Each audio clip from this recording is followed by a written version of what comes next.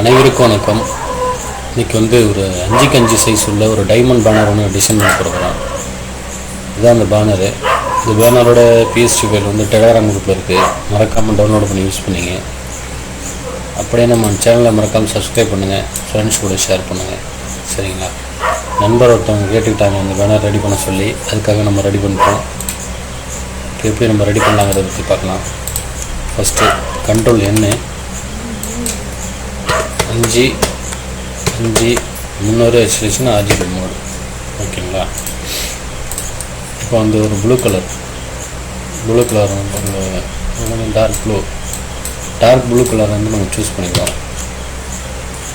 இங்கே வச்சு double click பண்ணுவேன். நியூ லேயர் ஒன்று க்ரியேட் ஆகும்.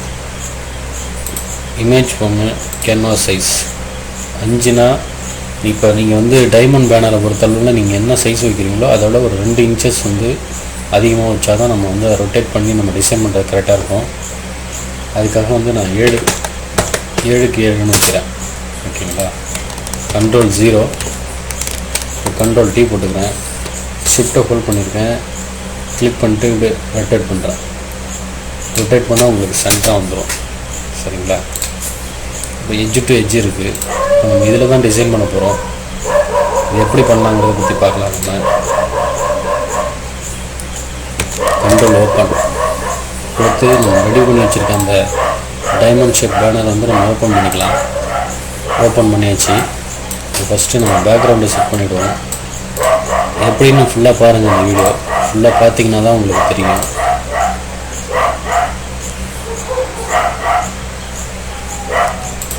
ஃபஸ்ட்டு பேக்ரவுண்டை செட் பண்ணிவிடுவோம்.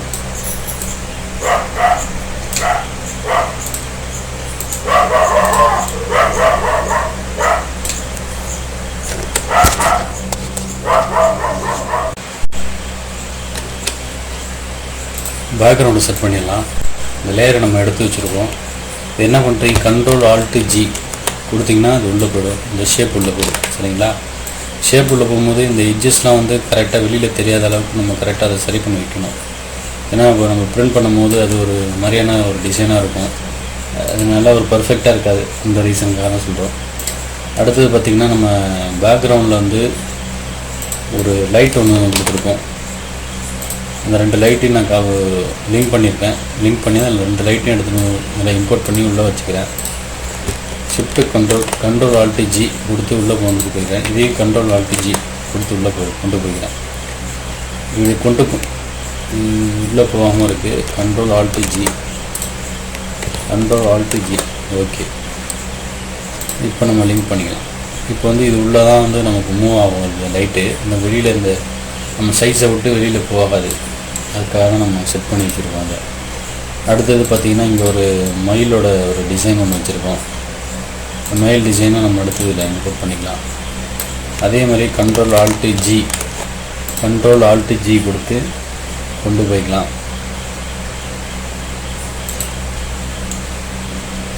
இப்போ அடுத்தது நம்ம பொண்ணு மாப்பிள்ளை ஃபோட்டோ, அவங்க ஃபோட்டோவை நம்ம கொண்டு இதில் செட் பண்ணிவிடுவோம். இப்படி வச்சுக்கலாம். அடுத்தது பேக்ரவுண்டில் ஒரு லேயர் ஒன்று நம்ம வச்சுருக்கோம்.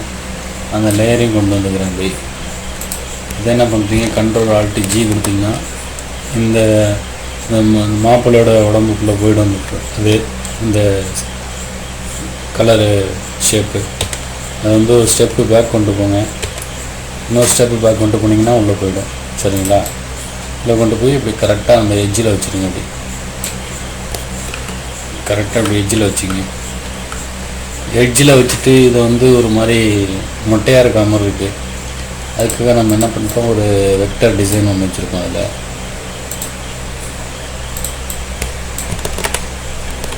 பார்த்தீங்கன்னாலே தெரியும்.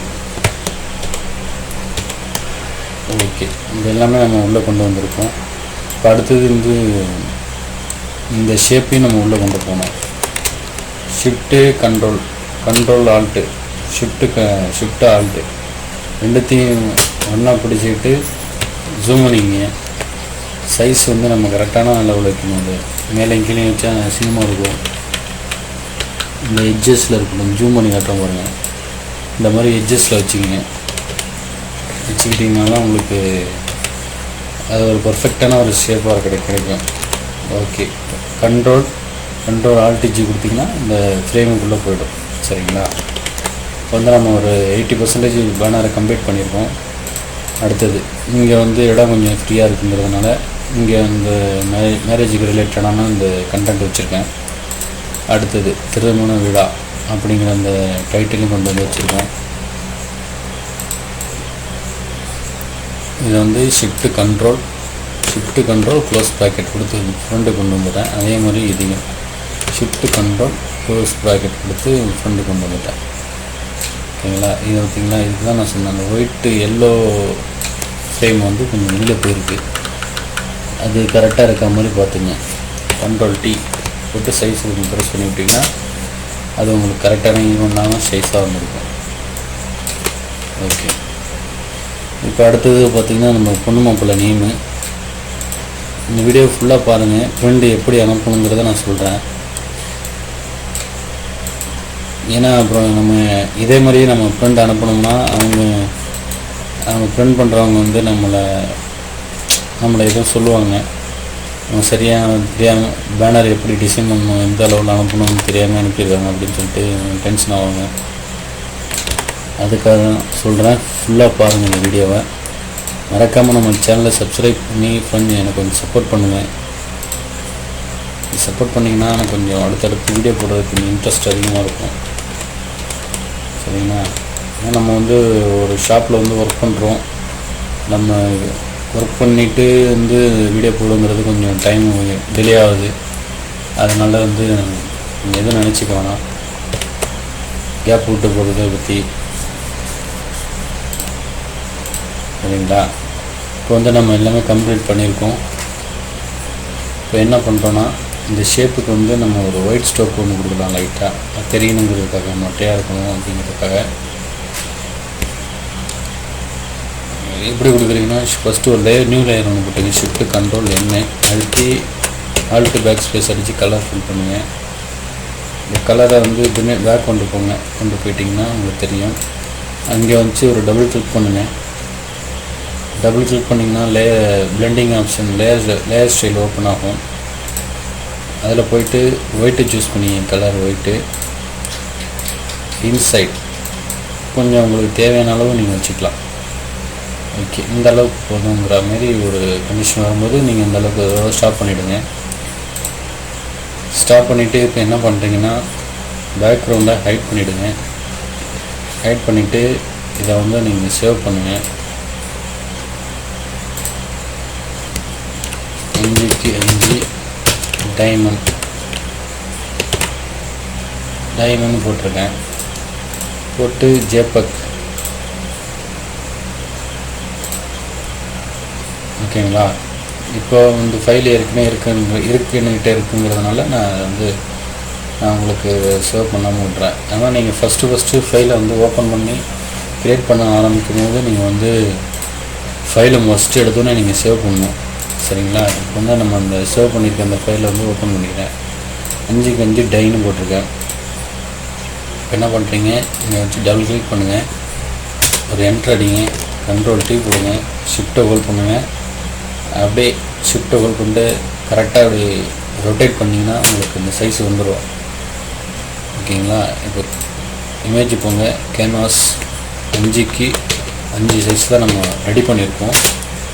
5x5 கொடுத்துட்டு ஓகே கொடுத்தீங்கன்னா உங்களுக்கு கரெக்டான சைஸ் வந்துடும். அப்படி 5x5ன்ட்டு அதுக்கப்புறம் கிராப் டூல் எடுத்துகிட்டு இப்படி என்ட்ரு அடிங்க.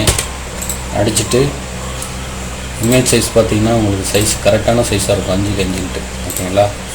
5x5 சைஸில் இப்படி தான் நம்ம ஃப்ரண்ட்டுக்கு அனுப்பணும். மோடு போங்க, CMYK கன்வெர்ட் பண்ணுங்கள். கலர் கொஞ்சம் லைட்டாக டிம் ஆகும், ஏன்னா நான் வந்து நம்ம RGB வச்சு ஒர்க் பண்ணியிருக்கனால இருந்தால்